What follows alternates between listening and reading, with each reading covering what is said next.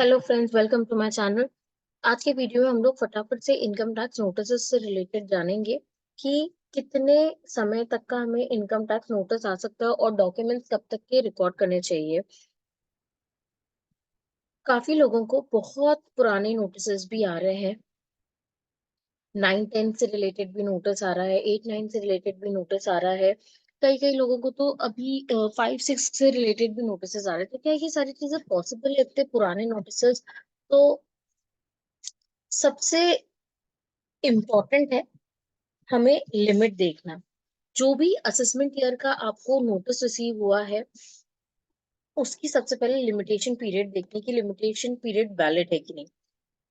जो standard limitation period है वो है 4 इयर्स। डिपार्टमेंट ज्यादा से ज्यादा 4 इयर्स तक का ही आपको नोटिस भेज सकते हैं। अगर एग्जाम्पल के तौर पे बात करें तो फाइनेंशियल 23-24 का जो नोटिस है वो फाइनेंशियल 27-28 तक आ सकता है, उसके बाद नहीं आ सकता। पर कुछ ऐसे केसेस होते हैं जो कि सस्पेक्टेड होते हैं, जहां पर टैक्स इवेजन हुआ होता है। बट उस केस में अमाउंट भी बहुत ज्यादा इन्वॉल्व रहता है। अगर आपकी इनकम 50 लाख से ज्यादा तक की इवेड हुई है, ऐसा डिपार्टमेंट को लगता है कि आपकी इनकम एस्केप हुई है असेसमेंट से, और वो जो इनकम है वो 50 लाख से ज्यादा का है, तो इन केसेस के लिए जो लिमिट है वो है 10 साल। 10 साल तक आपको नोटिस आ सकता है।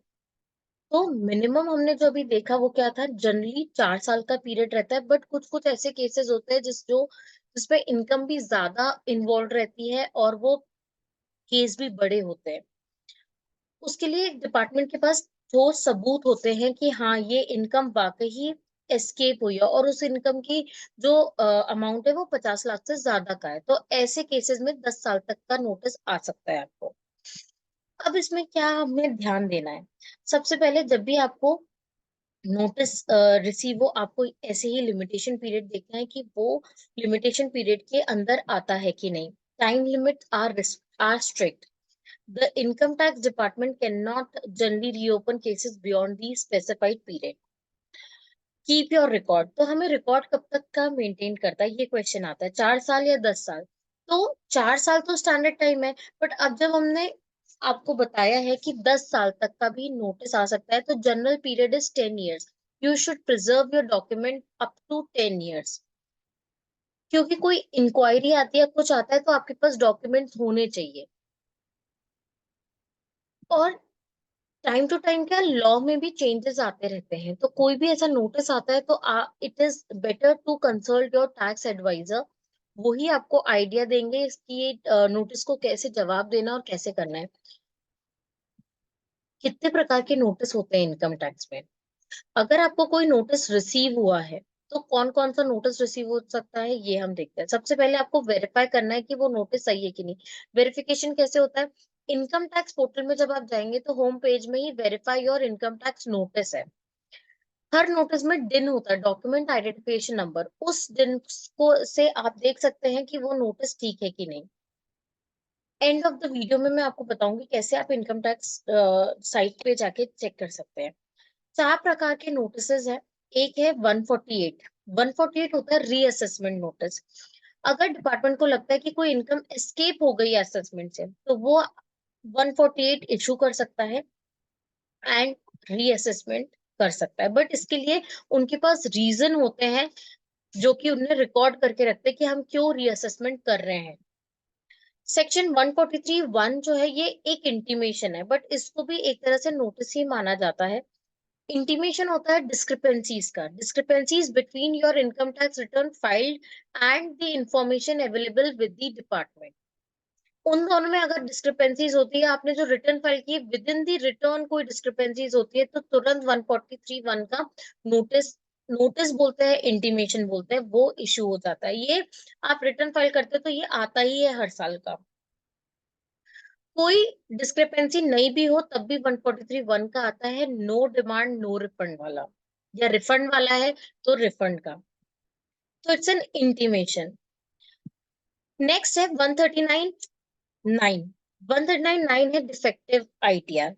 जो आपने रिटर्न फाइल करी है उसमें कोई डिफेक्ट है, prima fascia with in the return information differ कर रही है, तो इसमें क्या है, डिफेक्टिव का नोटिस आता है कि आप एक बार, आपको मौका दे रहे हैं कि आप अपना जो डिफेक्ट है इनकम टैक्स रिटर्न में पर्टेन करता है वो ठीक कर लें। लास्ट है 245 का, सेक्शन 245 का जो इंटीमेशन है वो आता है, कोई भी आपका रिफंड है, आपने रिटर्न फाइल करी है और पर्टिकुलर प्रीवियस ईयर का रिफंड है, कोई आउटस्टैंडिंग डिमांड चल रही है, तो वो सेट ऑफ करने का नोटिस देते हैं कि आपकी जो ये प्रीवियस ईयर की डिमांड है और इस साल का जो लेटेस्ट ईयर का रिफंड बन रहा है उससे हम एडजस्ट करना चाहते हैं, तो इसका भी जवाब देना पड़ता है 245 का। जनरली लोग सोचते हैं कि ये इंटीमेशन है तो हमें जवाब नहीं देना, बट आप जवाब दे सकते हैं इनकम टैक्स पोर्टल में जाके। अगर आपको डाउट है कि कैसे जवाब देना है तो आप मुझे कमेंट सेक्शन में बता दीजिएगा, मैं उसके लिए भी सेपरेट वीडियो बना दूंगी। तो जब कोई हमें नोटिस रिसीव होता है तो आपको क्या करना है, वेरीफाई करना है weather the notice is genuine और नॉट। अब क्या है, नोटिस तो रिसीव हो गया है तो आपको पैनिक बिल्कुल भी नहीं करना है, कुछ भी ऐसा नहीं होता है कि हम जवाब नहीं दे पाए, तो नोटिस आया है पहले आप समझिए वाकई उस साल क्या हुआ था, इनकम एस्केप हुई है और क्यों हुई है, वो इनकम कहाँ से आई, और अभी भी आपके पास समय है कि आप उस पर टैक्स दे सकते हो विथ इंटरेस्ट। पेनल्टी ऑफिसर के ऊपर होती है, वो माफ हो सकता है या वो चार्ज करे, बट इट डिपेंड्स। तो डरने की कोई बात नहीं है, आप आज भी टैक्स जमा कर सकते हैं अगर वो जेन्युइन इनकम है, नहीं है तो फिर डिफेंड करेंगे। आपको प्रोफेशनल हेल्प लेनी चाहिए, चार्टर्ड अकाउंटेंट की, जो भी आपके टैक्स एडवाइजर है उनकी, क्योंकि वो अकॉर्डिंग टू द प्रोविजन आपको सही गाइड करेंगे कि क्या कैसे आपको रिस्पॉन्स देना है, टाइम टू टाइम कैसे जवाब देना है। एग्जामिन योर रिकॉर्ड्स, जैसी नोटिस आए पहले आप देखिए आपने उस साल की रिटर्न फाइल की थी, बैंक स्टेटमेंट देखिए कोई ऐसी इनकम तो नहीं है जो एस्केप हो गई है, इनकम टैक्स रिटर्न से वेरीफाई करिए सारी चीजें सही है कि नहीं, सपोर्टिंग डॉक्यूमेंट्स प्रॉपर है कि नहीं, रिकॉर्ड्स को एग्जामिन करने के बाद ही कोई स्टेप उठाइए, और विद इन द टाइम जो डेडलाइन दी है नोटिस में उस डेडलाइन के अंदर अंदर रिस्पॉन्स दीजिए। इससे ऑफिसर को लगता है कि हाँ ये व्यक्ति जेन्युइन है और ये बिल्कुल टाइमली रिस्पॉन्ड करेगा, कॉर्पोरेट करेगा, कोऑपरेट करेगा ऑफिसर से, असेसमेंट स्मूथली कंप्लीट हो जाए, तो इसलिए रिस्पॉन्ड प्रॉम्प्टली। ऑनलाइन रिस्पॉन्स, आपको आजकल ऑनलाइन रिस्पॉन्स ही हो चुका है, तो ऑनलाइन रिस्पॉन्स के अलावा और कोई आपके पास ऑप्शन नहीं है, वीडियो कॉन्फ्रेंसिंग का भी आजकल ऑप्शन होता है।